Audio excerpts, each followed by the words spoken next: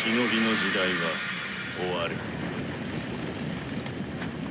Why does Kawaki want to end the age of Shinobi? What is Kawaki's last name? These are two of the biggest mysteries in Boruto right now. Some people theorize Amado wants to end the age of Shinobi, and he manipulated Kawaki into adopting that ideology. Some say that's Ashiki controlling Kawaki. Some say that Kawaki is still just trying to protect Naruto. And some even say that it's Boruto who's the villain in that scene.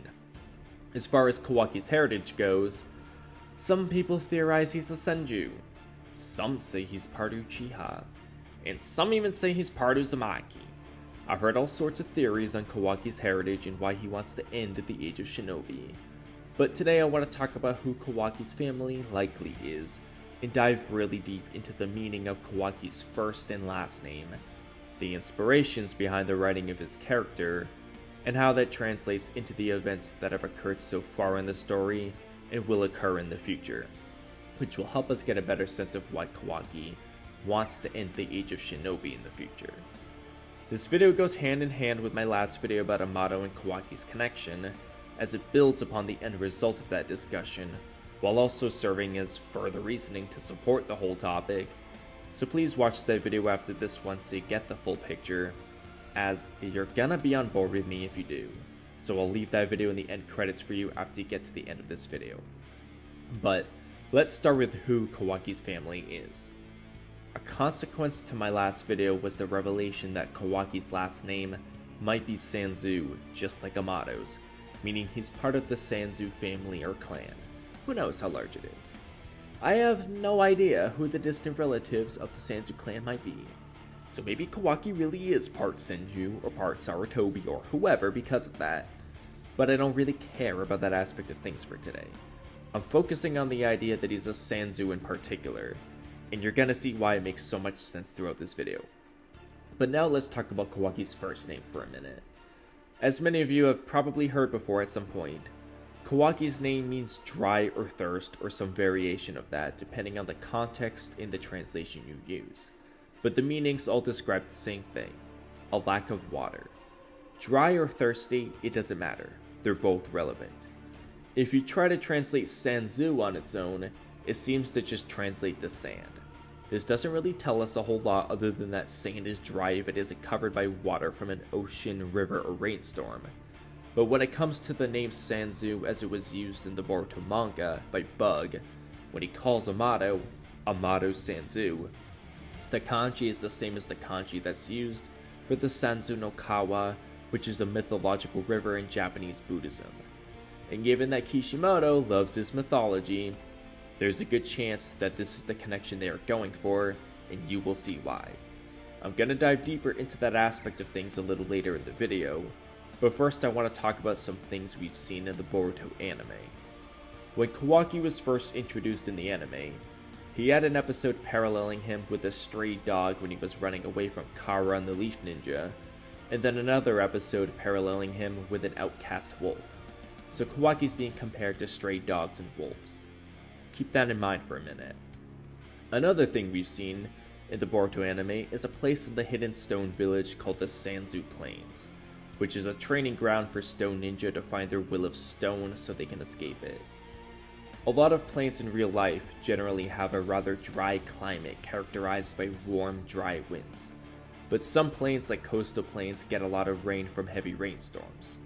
So a plain is generally dry, so it's pretty fitting that the Sanzu Plains in Boruto, which look pretty dry as there's no water in sight throughout the whole episode, is possibly the last name of Kawaki, whose first name means dry. It just fits nicely. But don't you worry, my friends, I'm not going to ignore the part about the coastal plains and the rainstorm. That's going to be discussed more in my next video, which is a good reminder that you guys shouldn't be like Shikamaru when he wore earplugs against Edo Taiyuya in Naruto Shippuden. Instead, you should take those earplugs out and hear my call to action, and subscribe to the channel and like the video if you're enjoying it so far, and also hit the noti bell for the channel so you don't miss future ones. Now, the Sanzu Plains being dry is all fine and dandy, but what really stands out is the fact that the main enemy boss of the Sanzu Plains that you have to fight is a giant wolf. Remember how I said the anime heavily paralleled Kawaki with wolves and stray dogs. Not only are the Sanzu Plains dry, like the meaning of Kawaki's first name, but the enemy in the Sanzu Plains is a wolf, which Kawaki is compared to symbolically in the anime. And then there's all the signs and reasoning I gave for why Amado might be Kawaki's grandfather in my last video, where Amado's last name is Sanzu as we know.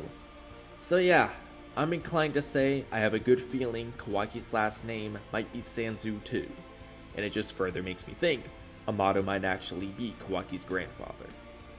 Before getting into the river a bit deeper, I first want to talk about the inspiration behind Kawaki's character, and that's a person named Jinichi Kawakami. As many of you might already know, Kishimoto's whole inspiration behind ninja and Naruto is from feudal Japan, an actual ninja in real life, and this is reflected the best during early part 1 of Naruto, when the focus was a little bit more on ninja tactics, spying, and espionage, things like that, rather than gigantic bijou bombs and stuff. The words ninja, shinobi, ninjutsu, taijutsu, genjutsu, and so on are all concepts from these ninja back in the day. Then Kishimoto just added his own made-up ideas, like creating Rasengans and shadow clones and summoning jutsu and stuff. But the idea was based on real life. Now, the connection between Kawaki and Kawakami isn't so much that their names are similar, but rather who Kawakami was and what he believed and said. So Jinichi Kawakami is considered to be the last ninja grandmaster and heir to authentic ninjutsu. And he boasts no ninja bloodline of his own, but he learned ninja skills from one of the last remaining ninjutsu practitioners alive. This could imply something about Kawaki and the Sanzu family. While they might be a family or even a whole clan, they might not be a ninja clan like the Hyuga or Uchiha clans, but instead be like the Haranos or the Namikazes, where people like Sakura and Minato became ninja, but we don't know about any other Harano or Namikaze ninja because, as far as we know, they aren't a ninja clan. So the Sanzu might not be a ninja clan, but a select few like Kawaki and Kawaki's dad became ninja, and Kawaki in particular was just a great prodigy like Minato. That's not overly important, but I figured it was worth mentioning. The most important part comes next. Kawakami decided in 2012 that he will not appoint anyone to take over as the next ninja grandmaster. And his reasoning for this is because in the age of civil wars or during the Edo period, ninjas' abilities to spy and kill or mix medicine may have been useful. But now we have guns, the internet, and much better medicines, so the art of ninjutsu has no place in the modern age. Now do you see the inspiration? This dude basically said, "The age of Shinobi is over." Because ninja are outdated and behind the times, and science and technology is taking over. One of the biggest themes being tackled in the Boruto story is how does science fit into a world of ninja? And Naruto and Sasuke and other old Jin characters have been preaching that a balance between the two when used properly is ideal, rather than sticking too far to only one end of the spectrum. The flash forward scene is literally a clash of these ideals. Kawaki's trying to end the age of shinobi, but Boruto insists that he is still a shinobi. Just as nobody deceived Kawakami into thinking that the age of shinobi is outdated, and instead he just came to that conclusion on his own and decided to end the tradition, I think Kawaki will also come to that conclusion on his own, as I've said in the past. Amado, Eida, Code, Momoshiki, and whoever might indirectly lead Kawaki to making this conclusion, but I don't think anybody is intentionally manipulating him to decide that. I think he just comes up with it on his own, just like how Sasuke came up with his revolution ideology on his own, from observation of people like Itachi, the Kage, Danzo, Madara, and so on. And the seeds have already been planted for this, and it ties directly into that river I mentioned earlier, the Sanzu no Kawa, or the River of Three Crossings. It's a similar idea to other mythological rivers, like the river Styx in Greek mythology, and the general idea behind the river is that before reaching the afterlife, souls of the dead must cross the river by one of three crossing points, those being a bridge, a ford, which is just a shallow place in a river that allows someone to walk or drive across it, or a stretch of deep, snake-infested waters, and the weight of one's offenses while alive determines which path an individual has to take. There's also the belief that you need to pay a toll of 6 mon before you can cross the river, but I don't think that part is too relevant for this discussion. Obviously, Kawaki isn't dead right now, so it's not a matter of determining if Kawaki is a good or bad guy, and if he's gonna go to hell or be reincarnated based on the weight of his offenses. But the 3 paths are definitely symbolically being shown in the story in a different way, as Kawaki heads down his path to ending the Age of Shinobi. Now, why do I say that? Why? Why? Why? Seriously? You asked why? Allow me to break it down. Water in your skin represents the acquisition of power here. You can make your skin wet in a few different ways, but under the context of the Sanzu-no-Kawa River of 3 crossings, your options are to sweat or go into the water. Sweating represents training, which makes you sweat, and going into the water represents acquiring power via things like ninja tag, karma seals, chakra fruits, and so on. The moral isn't that the only way you should ever get wet is by sweating. There's nothing wrong with taking a shower or going for a swim after all. But that, no matter how else you want to get wet, you should keep exercising. That's basically Naruto and Sasuke's philosophy. They believe that science is totally fine to incorporate as long as it's used for good, but you shouldn't stop your ninja training and mastery of your own power from within, and you shouldn't become reliant on free power-ups. For those who work hard to master their power, whether they accept free power-ups or not, will always prevail over those who only accept free power-ups. And we see this represented in several different ways. The most obvious one is back in the Momoshiki arc. Okay, that was the entire plot point of the entire arc. Notice how Momoshiki, the king of accepting free power-ups, was soundly defeated by Naruto and Sasuke, who, even though they received power-ups from Hagoromo, they also worked hard for years and years to train themselves to become so strong. That was the entire moral of the arc.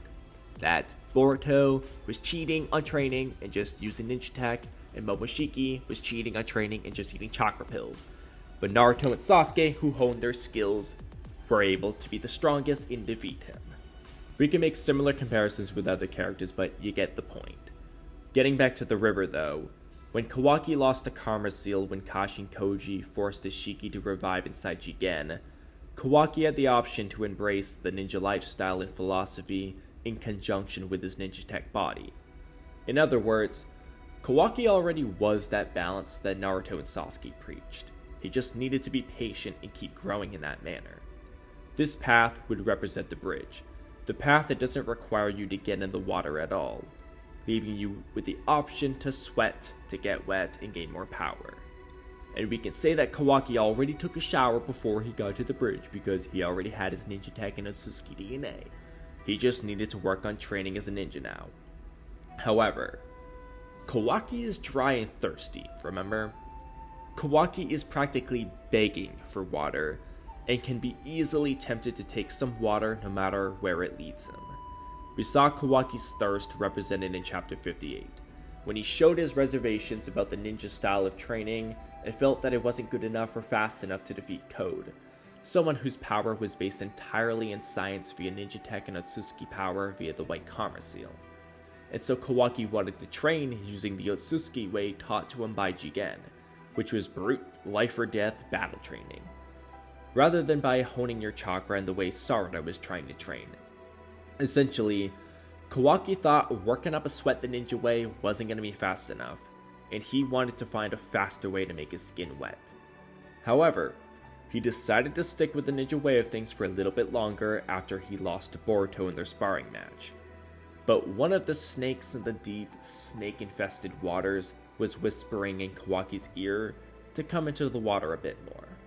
After all, the dry Kawaki could get more wet faster if he went into the water instead of just sweating. This snake was Amado, who was planting the thought into Kawaki's head that he needed his Karma Seal back in order to protect Naruto in the Leaf Village. Eventually, after witnessing Naruto's life being threatened by Borushiki and Code, Kawaki wished for the Karma Seal back, and this represents Kawaki stepping off of the bridge and into the fort instead. Now Kawaki's feet and knees are wet, but his upper body is still above the water. This isn't the end of the world. Kawaki has stepped a little bit away from the ninja way, but he can still work up a sweat to make his upper body wet while his legs are soaking in the water. In other words, even if Kawaki is harnessing the power of the Otsutsuki in his ninja tech, he can still keep his ninja way. However, we already know what's going to happen. At some point, Kawaki is gonna say, screw the ninja way, and he's gonna want to end the Age of Shinobi. This represents Kawaki jumping into the deep, snake-infested waters. Kawaki was too thirsty for water because he was too dry, and he's given up on sweating to make his skin wet. He's diving straight into the deep water, leaving him vulnerable to the snakes swimming around like Amado and possibly Eida too. At this point, Kawaki has adopted the philosophy of Jinichi Kawakami, and thinks the ninja way is outdated and ninja tech and Otsutsuki power is the new way. He's probably gonna give up on training as a ninja eventually, and instead focus on mastering all of his Shiki's power, and possibly going further down the route of chakra fruits or ninja tech for more power after that. One danger of jumping into the river like this is not only being bitten by the snakes in the water, but also becoming diluted and corrupted by that power, or in other words, drowning in that water, just like the Otsutsuki are. They're obsessed with eating chakra fruits for power instead of training, and as strong as they are, part of the reason they lose to ninja like Naruto and Sasuke a lot of times is because of the different type of strength Naruto and Sasuke gained from struggling and persevering through life and training. That is why going into the deep water or relying on ninja tech and Otsutsuki power and chakra fruits is viewed negatively.